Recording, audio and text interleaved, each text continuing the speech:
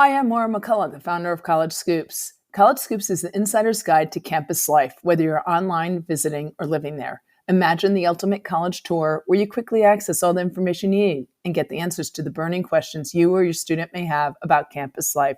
We go beyond the data to give you an authentic college experience. Our College Scoops guides have interactive links to everything: where to live, study, eat, where to go, and what to do, all in one place, made by students for students. Tell us a little bit about yourself. Hi, my name is Mia. I'm a rising sophomore at Barnard. I'm studying neuroscience on a pre-med track.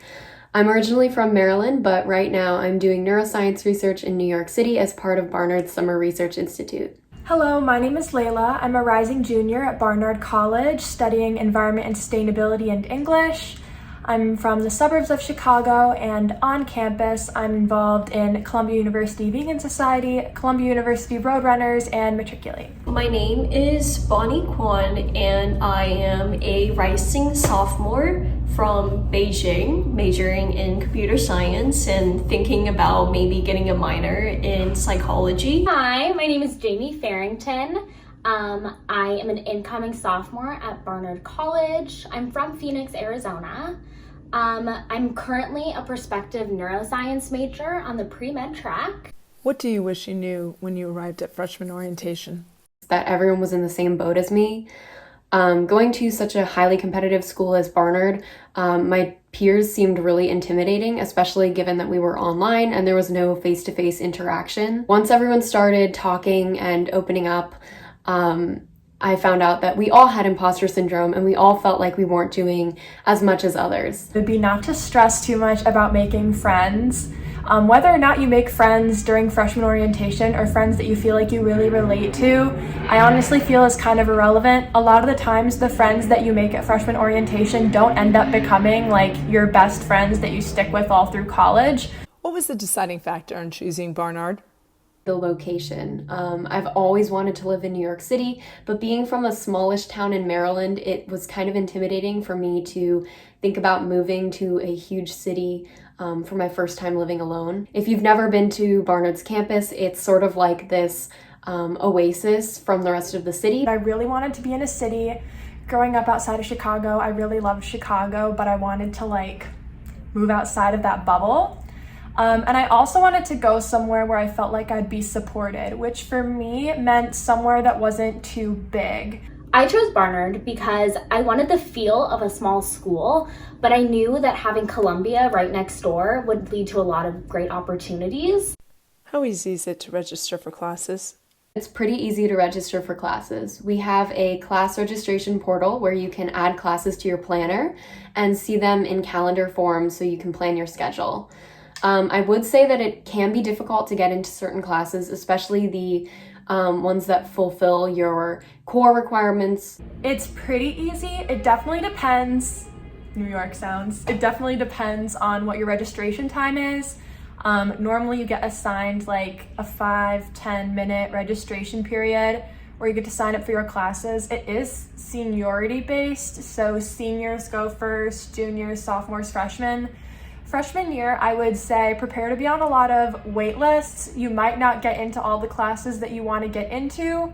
The systems are pretty user-friendly, and you can register for classes between Barnard and Columbia, which is nice.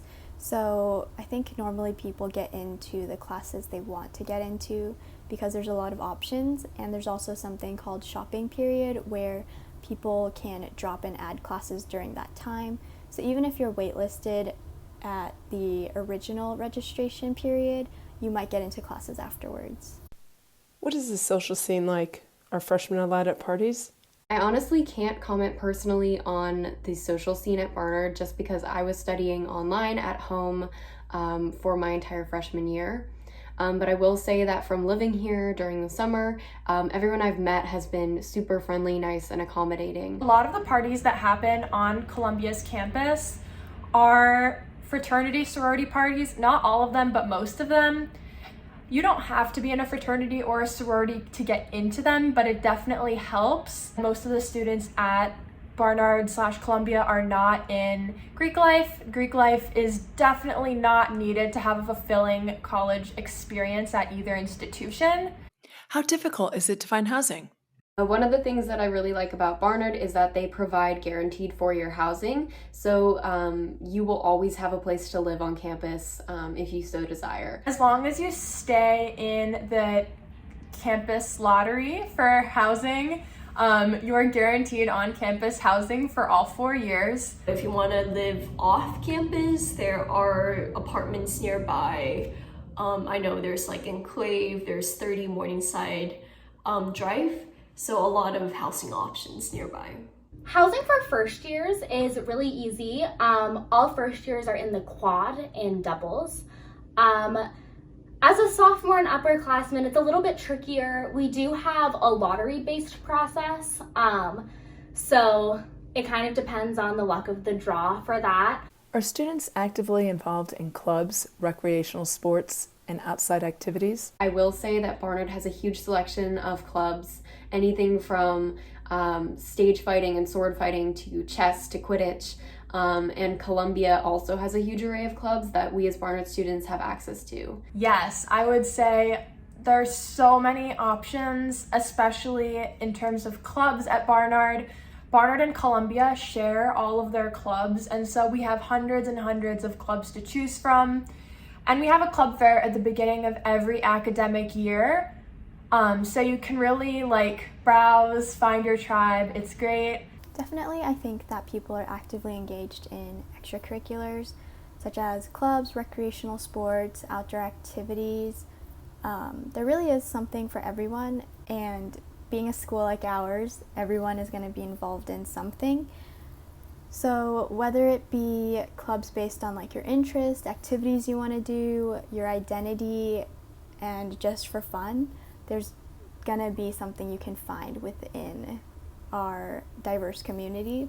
Does Barnard do a good job helping students with internships and research opportunities? One of Barnard's main strong suits is their access to internships and job opportunities. Beyond Barnard, which is their work outreach program, is constantly hosting events to help students with their resumes, job interviews, and cover letters. And I know they also have other resources such as formal attire if students need them. A program called SRI, Summer Research Institute at Barnard, where you basically find a lab to work at, and Barnard will fund your research if you're not being paid to research there. This peer mentoring program where they pair you up if you are a freshman, a sophomore, or a newly transferred student with a junior or a senior who can help you with searching for internships. There are also career advisors how you can find and you can book meetings with who will help you kind of try to narrow down your internship search and what you're interested in. We have a program called Beyond Barnard, which is a whole team that is solely dedicated to helping current Barnard students and alumni find positions, whether it be internships or research or jobs. What tips do you have to succeed academically at Barnard? Take advantage of the resources available to you. Barnard offers free tutoring, which I wish I'd taken advantage of my freshman year. They also offer disability services such as note-taking, which I used and found super helpful. No matter where you go, my first tip is to go to your professor's office hours or TA office hours, depending on how big the class is. It's a really great time to get one-on-one or near one-on-one time with your instructors, and it helps a lot if you have any questions. Even if you don't have questions, just hanging out, sometimes other students will ask questions that you didn't even know you had. So definitely a really great opportunity that you should take advantage of. Something specific to Barnard is this peer tutoring program that we have, which not enough people are taking advantage of, but essentially you have another Barnard student who's already taken the course that you're in, helping you for 2 hours a week for free. Barnard pays them so you don't have to. And they help you study, they talk over anything you're confused about, and it's just a really great resource. I would say to definitely utilize all the great resources that Barnard provides. There are a lot of study spaces, right? There's the Milstein Library, and you also have access to all of Columbia's libraries, all the books, and go to professors' office hours. I think that's very important. Making connections with your professors. I know all of my professors have been more than willing to give me guidance or feedback whenever I've asked for it. I also know that different study groups are a really wonderful thing that we have going on at Barnard that has been helpful. I don't think there's a golden formula on how to be successful, and I would like to know it if there is one. But in addition to what people say about asking for help when you need it, I think as a Barnard student, being resourceful will be really helpful for you because we have access to all the different schools and communities within it and experts in their fields. So just really take advantage of where you're at. And I would say your peers are one of those resources because everyone's coming from a different background and different places across the world. So there's always something different to learn from every person. Visiting colleges and unsure of the best places to see during your stay? Here's how you can amplify the student testimonials you just heard next time you're on campus. Our new College Scoops guides give you and your students self-guided tours, making sure your visit is complete. From favorite student food spots to half-day and full-day tours, to the most popular spots for nightlife and exercise, and so much more, College Scoops offers comprehensive information to help you rock your college tours. At College Scoops, you can activate your membership that gives you access to these unparalleled, exclusive, student-approved resources. Unsure about how to start? Try browsing our free sample guide, The University of Maryland, or get a week-long College Scoops membership.